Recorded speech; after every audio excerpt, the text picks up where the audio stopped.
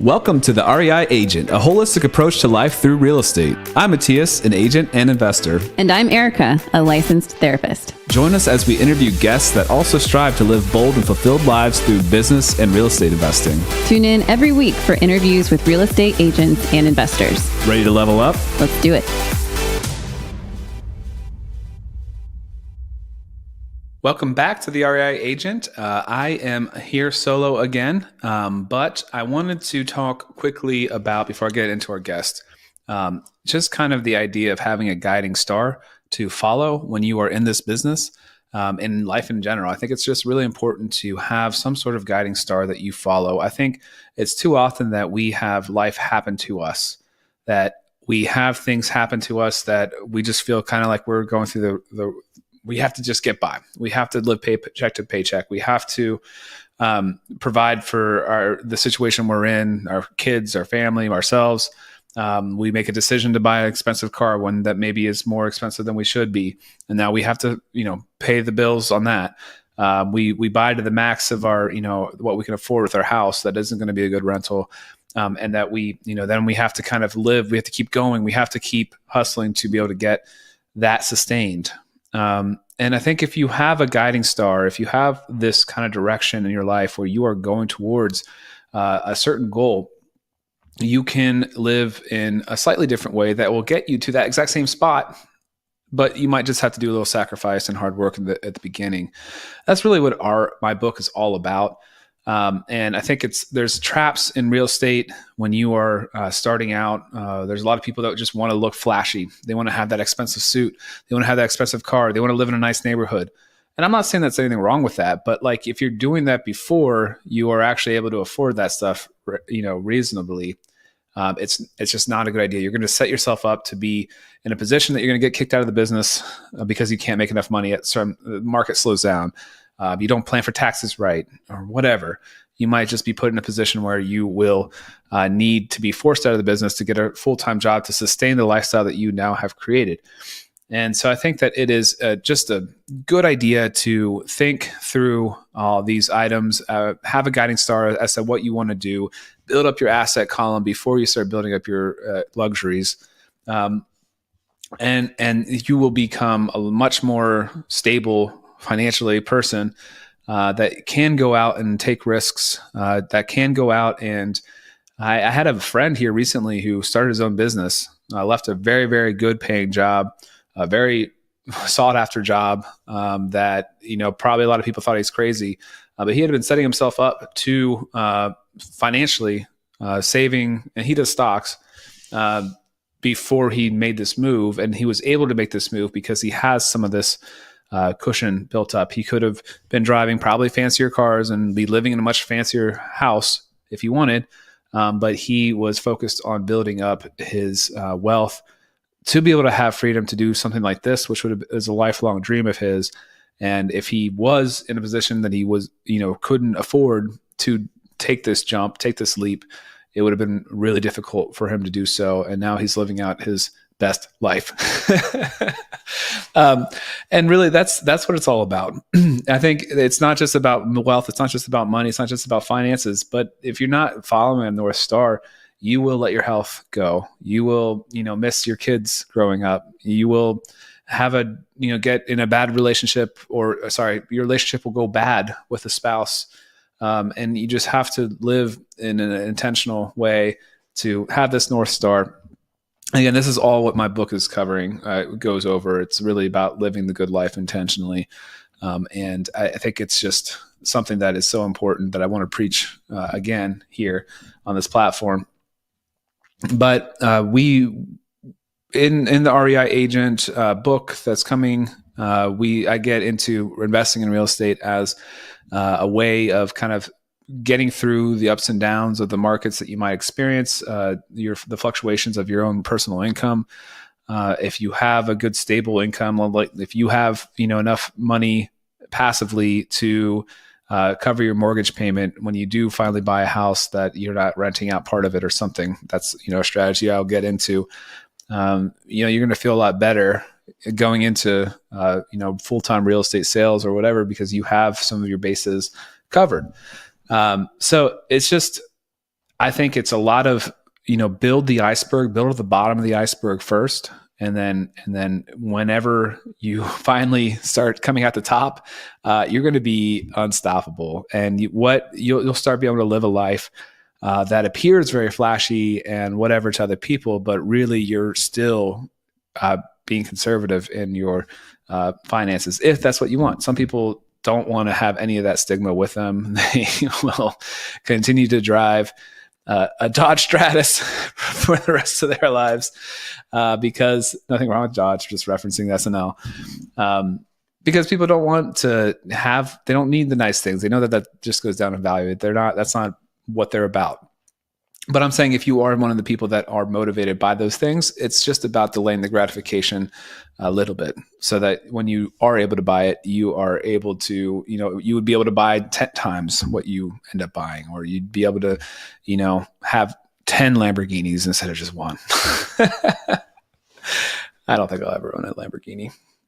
But anyway, part of the reason I was getting into this is that I think there's a lot of different problems in the real estate industry. And we kind of get into this with my guest, Nick Krautter. He has written a book, The Golden Handoff, which we'll get into in detail, so I won't go over that now. But I think that it's a problem that a lot of people face, and a lot of people don't think about their exit strategy for real estate. And it's something that you should know about, you should think about, you should research, you should think ahead of time. And I think that what I am preaching here is real estate investing as you go. But there's definitely other routes too. And I think you could also do real estate investing in what he talks about simultaneously in different routes. You could build your business with what he's talking about to sell more. You could scale back your business in a systemized way and still have income and not be losing kind of the momentum that you have to continually grow. So anyway, it was a really good conversation. Nick's got an awesome experience. He is coming out of Portland. That's where he sells at least. And he is a team lead. He's built a successful business, successful team. So really good conversation. I hope you all enjoy Nick Krautter. Welcome back to the REI Agent. I am happy to have Nick Krautter here on the podcast. Nick, thanks so much for being here. Thanks, man. Happy to be here. Nick, where are you coming out of? I'm down in Palm Springs right now, so soaking up the sun in Southern California. Okay, that's awesome. Man, we have a lot of people on from California. It seems like it's a populated area, right? There's a lot of people here. No, it's awesome. I'm jealous. I love the climate over there, and it seems like a great place to live. Awesome. But yeah, anyway, so you are an agent. You are an author. Tell us a little bit about what got you into the business. I got into the business kind of on accident, like a lot of people. My first career was in the music business, and I'd done that for, since I was like 21 years old. And then I got kind of burned out on that. I moved to Portland, Oregon from San Francisco in 2005. And, the market was booming everywhere, and especially Portland. And I think the thing that also tipped the scales for me is, at the time, Portland was so incredibly affordable. Coming from San Francisco, even then in 2005, I think the average home price was like getting close to $1 million. And no one I knew in our 20s could afford a house. The only people I knew that owned homes were like stockbrokers that made $1 million a year and people like that. And that was not my reality. And then I get to Portland, and you could buy a house for like $100,000 if you were willing to fix it up. And it kind of just blew my mind that was possible. And I was also looking for a career change. And I honestly got into real estate thinking I would work part-time for a couple years at it until I figured out something else. And it was just a perfect fit for my personality and all the things I loved about working in the music industry, getting to meet lots of different people, helping negotiate and building relationships. But without all the downside, which in the music business, those relationships can take years and years and years, and sometimes it just never pays off, just because it's a very difficult world to work in as an artist and also in the industry.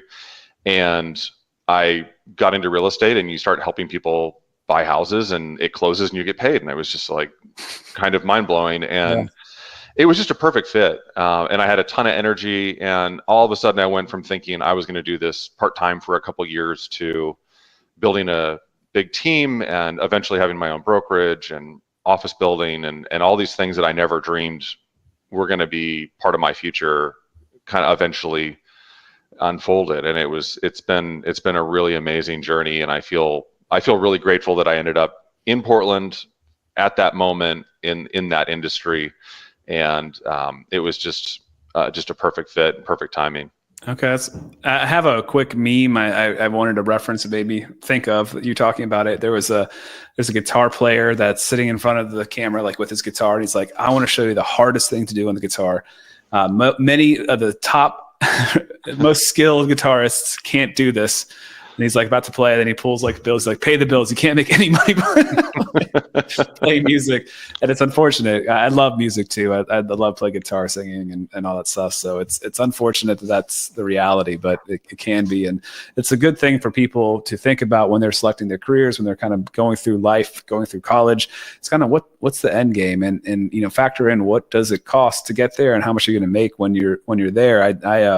I definitely didn't think about what I would be earning based on my career path decisions I made in college. It was never really something I thought about. And it's silly because you're investing a ton of time and money. But especially with college, with specialties like that. I mean, I'm dating myself a little bit. I'm in my 40s, but I went to a state school in California, in-state tuition, and it was very affordable. I can't remember. I think it was like $5,000 a year. Wow. And now I have friends that they're saving, $300,000 to send their kids to college because out-of-state tuition is, $60,000, $70,000, $80,000 a year. And I'm not even talking about like Harvard or Stanford, just, I don't want to say average schools. I mean, but just not like marquee name schools are now $250,000 to get through, not including living expenses. And I think that you're right. I think if you're going to spend that much on college, you might want to think about what kind of return you're getting on that investment. Or I read a really interesting article about that, where if you want to go to college to get an arts degree, save up the money to pay for it so that you can kind of acknowledge that this is not a financial decision. This is more of a life enrichment decision.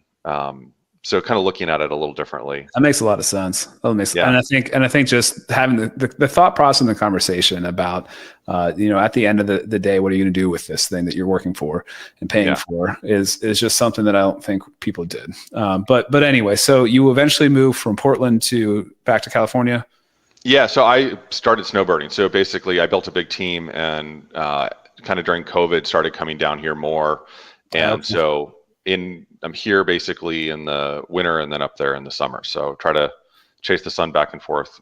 Do you sell in both states then, both areas? No, I'm just licensed in Oregon. And so focus there and helping our clients up there. Yeah, that's really cool. I mean, so I don't want to jump the gun here because we can talk about what your book is, but I think that there's the world can open a lot more than in this space. I think a lot of people get stuck in that solopreneur kind of world. And I've interviewed people now that are actually it's somebody from San Francisco that's selling there but lives in Panama for the majority of the time. And it's just, it is your world. You're creating your life. You're creating your world, and you can make it fun. You don't have to be stuck doing, what seems safe and what seems like what everybody else is doing. You can kind of, live half place in one area and then live somewhere else. Or just, there's so many different ways. I have another person I interviewed that is selling in Tucson and Minneapolis and has like thriving businesses in both locations, 24/7, no matter where she's at. So, I know some people that feel like pulling themselves out of like the day-to-day kind of grind of going to the office and sitting at your desk has actually helped their productivity. I know for me, I feel like that did that. And objectively, some of our best years were 21 and 22, kind of like getting through COVID and then kind of the upswing there. And I know a lot of people had good years with low rates and a lot of people moving. But I think for me, my productivity went up because if I was in Portland, it's going to be gray and rainy. And so you kind of just hang out at the office and you're not super motivated because you're going to be indoors there or indoors at home. The same thing with Minneapolis and all the northern states in the winter. It's unless you like snowshoeing and walking in the rain, there's not a lot to do. But it made me more motivated because down here I can go out and go for a jog or go play golf or go hiking. And so I would be much more focused on being productive and actually calling people and doing activities that turn into results versus just taking all day to do that stuff. So I think you're right, with the right partnership and the right team. I'm excited to talk to you about the book because I think that there's tools in that allow you to live that lifestyle, and it isn't being negligent to your clients at all if you have the right people helping on the ground. Like I said, I feel like sometimes you can be more productive. And the clients now, when I started, you would meet at the office, you would go over the contracts, you would do in-person meetings. And then you would go look at homes or take a listing, and when we got offers, you would come to the house, after dinner and put we got 3 offers, and we'd put them on the table and go through them and have paper copies of everything. And so it was slower, but it was way more time connecting in person. And especially since COVID, when we had a lot of things switched to Zoom, and we had homes we were selling where the sellers didn't live in Oregon and the buyers didn't even come see the homes in person. It was just all video. And so the next step obviously is, if you want to be there, you can be there. But if everyone else is just relying on Zoom and email and phone calls, you can do that from anywhere. And you can't really do listings, I think, because you have to go see the property. But if you have a team or a partner you can work with, you can kind of solve that problem. And tons of people have figured that out. So yeah, because I think what we're kind of getting at here too is there are like boots on the ground activities, but then there are like the core, the fundamental thing about real estate is your sphere, who you've connected with, and how you can help them in a great way. How big your sphere is, all that stuff is stuff that you can still maintain elsewhere, right? I mean, I think that's what this guy in Panama was doing. He had boots on the ground that was helping him. He was listings primarily. But he just, he worked his sphere from Panama. He just was on the phones and making emails and connecting with people. And then he had people that helped boots on the ground. But yeah, let's get into your book. Tell us about your book so we can kind of get into that concept a little bit more. Yeah. So before I tell you about the book, I think it's important to explain that I didn't write a book based on a theory. I wrote the book after I actually had implemented the process multiple times and had a ton of success growing my business by referral.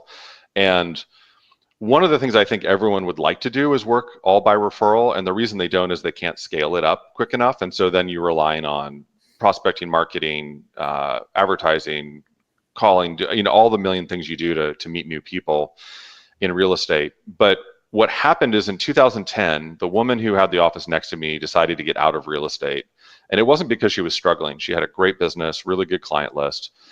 She had her second child, and the hours just weren't working. She wanted to be more present as a mom. And with her real estate business, she was just working way more hours than most people. And so she switched to a corporate job where she was working 9 to 5 and, could put work away when she went home and had weekends off. And so I took over her business. And at the time, we didn't really know how to do it. It just kind of said, I'd love to help your clients. And then from there, we figured out, how do we want to explain this? And that became the announcement letter.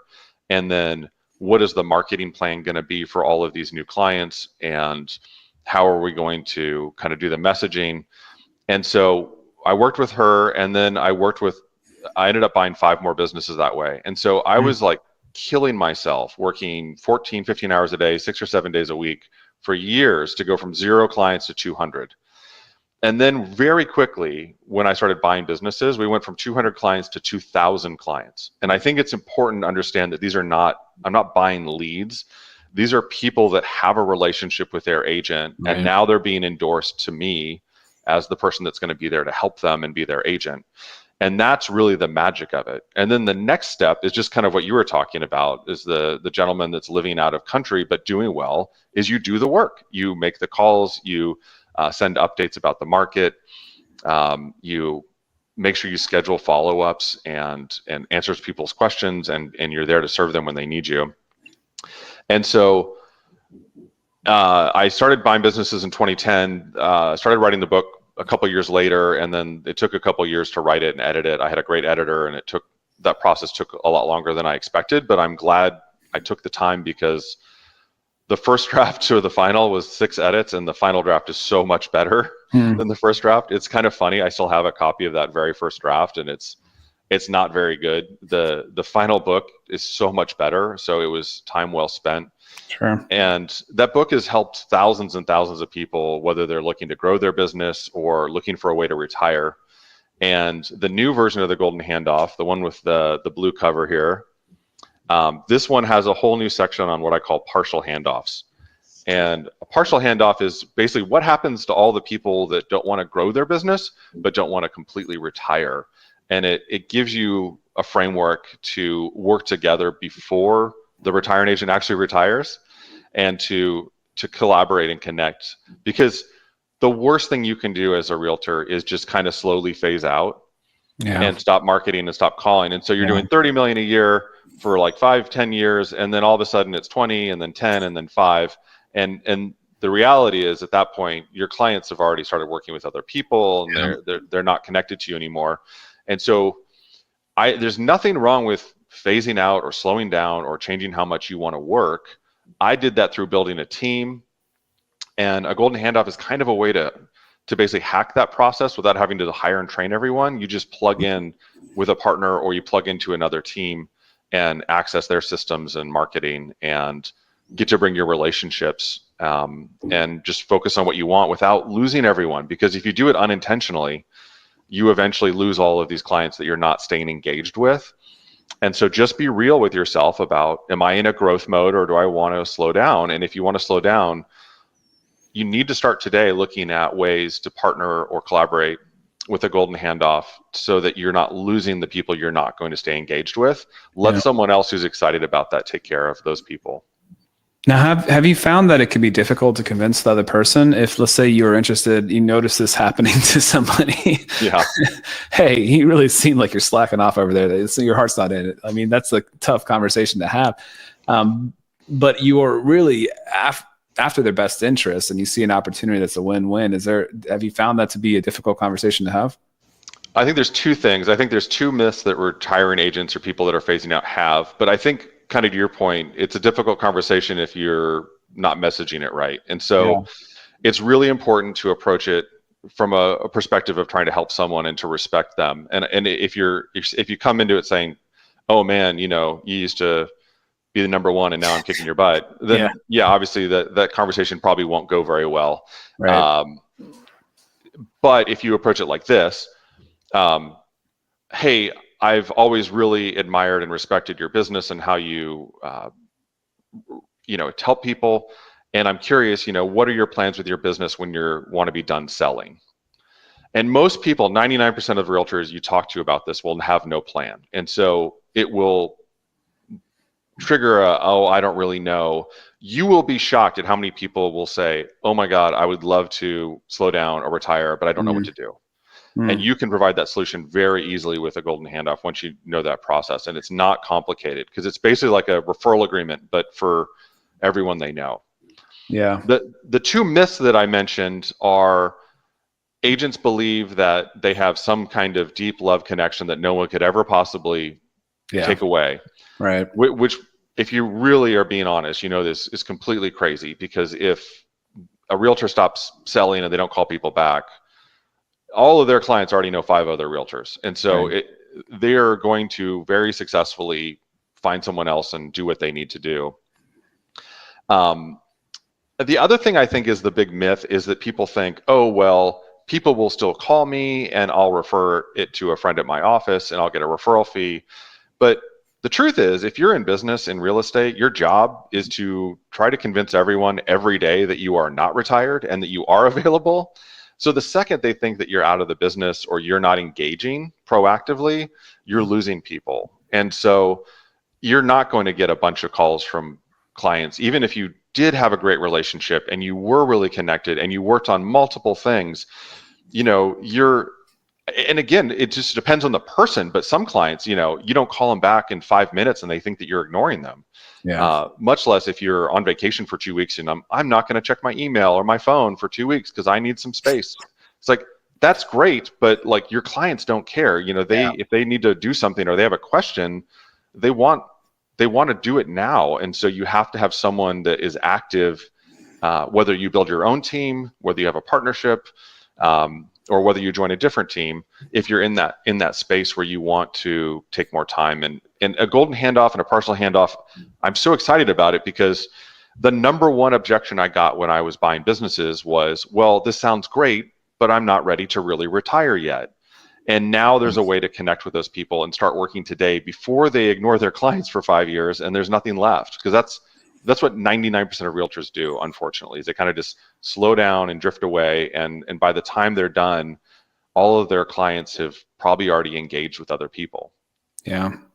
Yeah, no, I think I've heard that about business in general, and I don't know if people apply it to or think about their real estate sales as a business, or that it applies to them as well, is that if your business isn't growing, it's dying.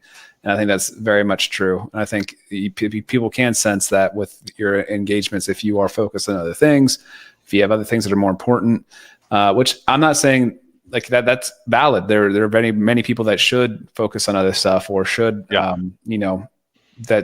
rightfully times in their lives they don't want to do real estate full time, and that's great.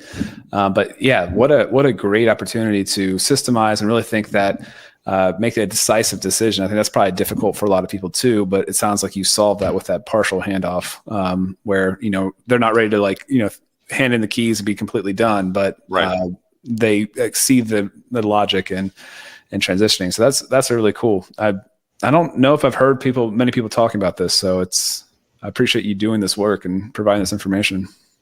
Thank you. I appreciate it too. It's my people ask me what my goal was in writing the book, and I do really well in real estate, and I have other investments, and so the book is not a huge financial component of my life, but it was never intended to be. It's a nice little subsidy basically, but the goal really was to change the industry and to change how realtors look at their businesses and how they look at retirement. And one thing I think is really weird about real estate is that, have you ever been to a retirement party for a realtor? No. No. So I just presented at a conference in Dallas, and there was probably 300 or 400 people in the room. And I asked that question. One person raised their hand out of 400 realtors. And there's this weird guilt with real estate that everyone wants to be like the busiest, most successful person. And there's like this weird sense of shame that like if you retired, it's because you couldn't cut it, versus you did so well and you invested and planned for your future that you don't need to do it anymore if you don't want to. And there's a very big difference than someone that's in their 70s that does it because they love it and they get a lot of excitement and engagement out of it and they love their community and their clients, versus someone that has to do it because they can't afford to live without working. And they're kind of so far behind at this point that they're kind of just stuck forever doing it. And I think that is just incredibly tragic. Yeah. And so you kind of have to commit one way or the other. You're either going to bust your butt to build something big to be able to invest, or you're going to have a more lifestyle-based business that you can do longer because it's less stressful, but you're not going to really get ahead of the curve far enough really to achieve financial independence. And I think I think that's a mistake. I think that everyone should strive for that without sacrificing everything. I don't think that you should work 100 hours a week. I worked a ton my first 2 years. I wouldn't go back and change it. I would go back and tell myself, hey, you can still like eat okay and exercise. You don't have like 0 hours left in the day. Yeah. Because I definitely let my health slide, and I didn't need to. I had excuses, and so I was on a hamburger and beer diet for about 2 years, and that wasn't great for my body. But other than that, the effort I put into it and learning the trade and getting good at it was incredibly exciting. And so it's what I wanted to do. It was like kind of like when you're a kid and you get a new video game, you just want to play it all day long. And That's how I felt about this business, and kind of continuing to level up and grow, and was super exciting. And it really went crazy once I started buying the businesses. That's where I really kind of figured out a little bit of a secret that no one else was doing. And, went from 200 clients to 2,000 clients. And our database now has over 20,000 people in it. And not all of them are clients. There's leads and other people, but thousands and thousands and thousands of those people are potential clients, and clients we've worked with and past clients. And so that gives you an incredible amount of power to have that many people that are willing to listen to you and ask you questions and connect with you. Nick, what about when you're approaching these people, when you're thinking about people who might be interested in selling their business, are you crossing company lines? Like, are you able to approach people from other companies, or is this pretty much a system that only works if you have a large company that has people that are retiring in that company? So I'll say this. So the system is completely, does not matter what brokerage you work for. So you could buy businesses from 10 brokers at 10 different brokerages, and you can be successful with it because you pay everyone through referral fees. So if they want to stay where they're at with their license, you can send the referral fee there, or they could come to your brokerage. It really doesn't matter. Sure. With the partial handoffs, it gets trickier if you want to co-list and co-market. Yeah. Okay. What most people end up doing is they end up moving to the same brokerage, whichever way that is, because some brokers are okay doing like a co-marketing agreement, but many of them aren't comfortable with it. Sure. And that's really maybe the only catch there. And I mean, I feel like some people are very loyal to their shop, but it seems like lately everyone's bouncing around a ton. And so what worked for me is I would put people on my team and I would make it so they owed the brokerage no money, so that when they got those referral fees, they kept 100% of those referral fees. So that all their expenses were for the year were to do their continuing education and their license renewal, which is a couple $100 a year in most states. And if that, I mean, I think in Oregon now it's, with continuing ed, 150 a year, 200 a year maybe. And when you're talking about getting $3,000, $4,000, $5,000 referral checks or higher on a regular basis, that's clearly a good investment. So, but no, you don't have to be, especially in a traditional handoff where someone's retired and they're not active. They have to keep an inactive license so they can get referral fees, but they don't need to move brokerages. I would just warn people, make sure you talk to your broker first before you go to kind of a non-selling status, so that you're not paying like a full desk fee just on referral fees. I just don't think that's fair. And so if they're not willing to work with you on that, I think it makes sense to move, because you're not using the resources of the brokerage really at that point. They're just processing a couple, a check or two a month, or however many, referrals you're getting. Right. No, that makes sense. I guess I could see maybe some brokers also getting a little bit territorial, or wanting them to refer the business to somebody in their own firm. But I guess if you're having that conversation prior and they just tell them this is what I'm doing, it kind of is what it is. Well, and that's fine. But the problem is that still most brokerages are not providing a solution to their agents, right? Right. I mean, I'm trying to work with some big brands right now to like implement this through their management, but I feel like there's always something more pressing in real estate. And what could that be right now? A couple years ago it was COVID, and then now the interest rates are really high, and we got to figure that out. Everyone's volume's dropping, and then now it's the buyer agency and all the new changes because of the NAR lawsuit, and so I'm sure next year there'll be something else that's more immediate, but the compounding effect of these relationships and setting this up with your brokerage, or for you personally as an agent, even if you only buy one business, it could literally double your production tomorrow. This is not an incremental, slow, like 5 to 6% growth. I went from a part-time buyer's agent and a part-time assistant to 12 people on my team, and we had to stop buying businesses because we couldn't hire enough agents to do the calls we needed to do to stay engaged. And I had people that wanted to sell their businesses, and I basically just said, I think we've got enough. Let's not get ahead of ourselves, because the last thing in the world you want to do if you're running a business based on referral is to start providing poor service. Because you have to maintain, 5-star service and communication. And there is a limit to how many people you can do that with. And as much as people are obsessed with AI and automation and everything, I just feel like that human connection is still going to be very important on big ticket things. You don't need that to go buy a phone or necessarily like pick car insurance or something like that that's more commodified. But to try to buy a home or sell a home when it's, for most people, the biggest asset they own, you probably also live there, so it's incredibly emotional. That is something that I just don't think you want to automate away that human connection. And so there is a limit to how many people you can maintain healthy relationships with. No, that makes a lot of sense. I think that's the fundamental thing about real estate that people shouldn't lose, is that connection you have with people. It is a people business. You want to be a valuable person to your sphere. You want to provide valuable insights. You don't want to just spam them with stuff they don't care about. Right.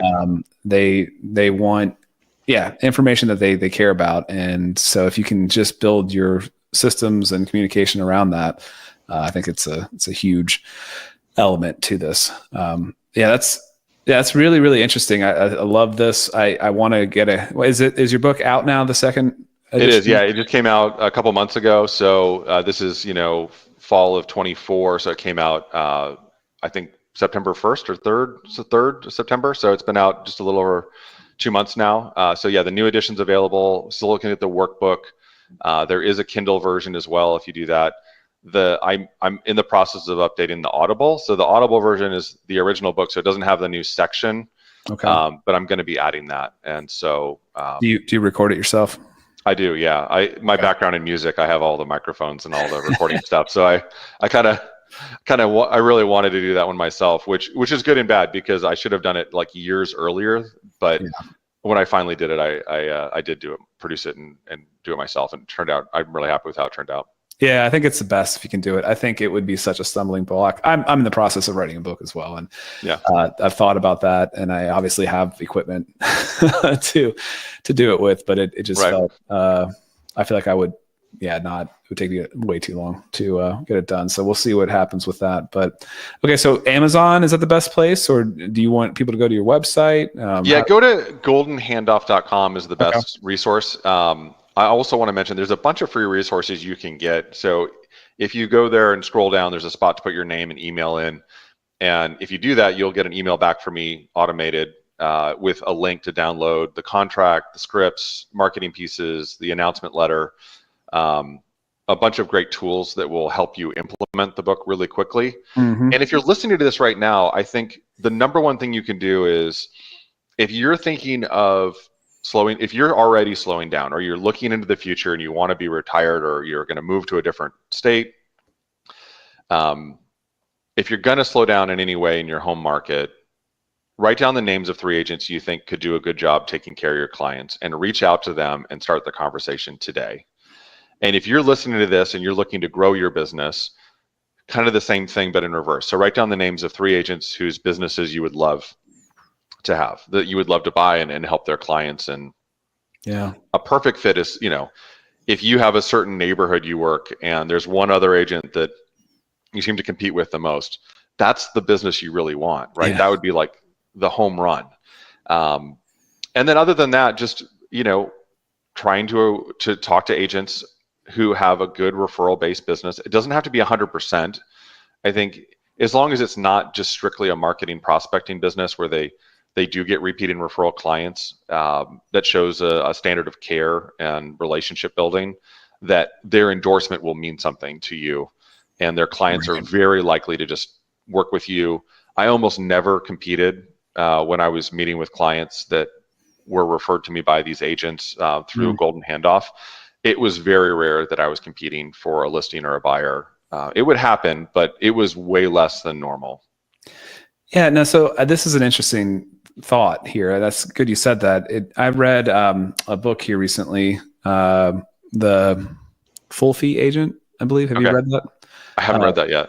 And it to discuss this topic, or this thought process, that if you are in a listings presentation and they are interviewing multiple agents, basically that unless you can tell that you are their favorite, that you're going to likely get this business, that you should just say, I'm not going to participate in this. Like I will, if you decide to work with me, I'm happy to provide you with my, market analysis and my, advice about getting your house ready for the market. But until that point, I'm not going to do that. I'm going to wait until you're exclusively working with me. And it makes you think about on the inverse with a buyer. If you think about how you might, work with a buyer that is also working with other agents, that you wouldn't do that, right? I mean, you get a random Zillow lead. People talk about this. I don't do Zillow leads, but you get a random Zillow lead and you show up and you show a house for somebody who is actively working with another agent. That's obviously not something you really want to do, right? So in the same regard, like the theory is that they will use your information and they will decide to work with the person they wanted to anyway, or decide to work with the person that's going to say their house is worth $100,000 more than it is. or they take the, hey, this person has the best marketing and best intel, but we want to work with someone cheaper. And so we're going to just take their marketing plan and their number and work with someone else. I had a mentor that would do that, and the way he described it, and I think this is really good, is, who you hire as your agent is a decision on who you want to work with. And the price of your home is going to be dictated by the market. And so, we sell X number of homes in this market for X% of list price in this many days. And if you can stay statistically that you can beat the average in the market in any of those categories, I think that's really important. I used to do that. Yeah. We would say, the average home sells for 97% of list and we sell it for 99, and average home takes 2 months and we sell ours in 3 weeks. Now, obviously, market trends and stats change all the time. So that's just, it's relevant to your time and place in the market. But I do think that, the relationship is based on who you trust and want to work with. And I don't disagree that, if you give someone the entire game plan up front, I would always still just do that. I would try to just come in. If I'm going to meet with someone, I'm going to just try to get the business and understand. And there's other like little things you can do to try to differentiate yourself. I do mostly commercial real estate now, and I think people will interview multiple agents, but I'll say, if the other agents, if these other agents aren't asking you about what you want to do next and what your goals are for the next 10 years, then they're probably not really there to serve you. Mm-hmm. They're really just trying to get a deal. Quick deal, yeah. And so do you want a relationship, or do you want someone that just wants to do a deal that you're never going to hear from again? And that really kind of makes people pause and go, oh, actually, I do want to work with someone that cares about my goals and my interests. And I didn't even think about that. And what should I be doing? Yeah. And I definitely see the role as a bit of an advisor to people, and that often is, inversely, like it's not always a good thing for your business to be an honest advisor, but it is, because they'll be loyal to you and they'll want other people to work with you. You might talk them down off of buying at their max of their budget or something like that, or just in a house that it seems to be a bad fit. Giving them honest advice, giving them honest feedback, advising them to make the best decision they can for themselves. Absolutely. Really care. Yeah, I think if you're in it for the long game, that is 100% the way to go about doing it. If you're thinking like, I'm going to sell real estate for a couple of years, and you kind of treat it like you're selling phones at the mall, then, you're probably not going to approach it with the same diligence and care. And you're not going to be thinking, boy, I really hope these people work with me in 15 years when they're ready to sell this house when they retire. And, I've got clients that I helped them buy their home before they started a family. And now we're helping them sell the home because the kids are in college, which is kind of wild. That's awesome. I don't, I didn't think of it that like in those specific terms when I started, but I certainly wanted to take care of people. I wanted to honor their trust. And it turns out, I think that works better anyway, to do the right thing. Yeah, totally. You could always point to one thing here or there where, oh God, I could have gotten this deal. And there's some people that do some really shady stuff, but in the long run, I just think even if someone who doesn't do it right beats your production, you never really know what's going on. Usually those guys are spending a just boatload of money on marketing and advertising and paying out, for settlements, and they might not really be taking home that much. You might be cleaning their clock on a net basis. And at the end of the day, honestly, it doesn't even matter if you lose to the people that are doing that. It just matters that you're doing the right thing, because your integrity is something that I think for people that have it and care about that, there's no price you can put on that, because you can't buy back integrity if you've lost it or if you've wronged people.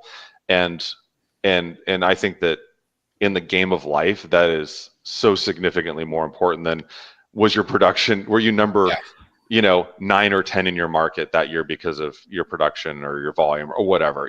I think have whatever ambition you want, but don't compromise yourself or your morals to get it. It's just not worth it.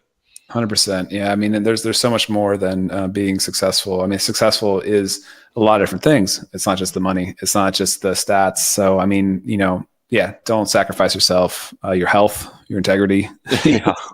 It's about doing your family. I mean, like that's another huge one, right? So just focusing on the big picture and kind of having a guiding star. I mean, that's kind of what we're all about, what my book's going to be about.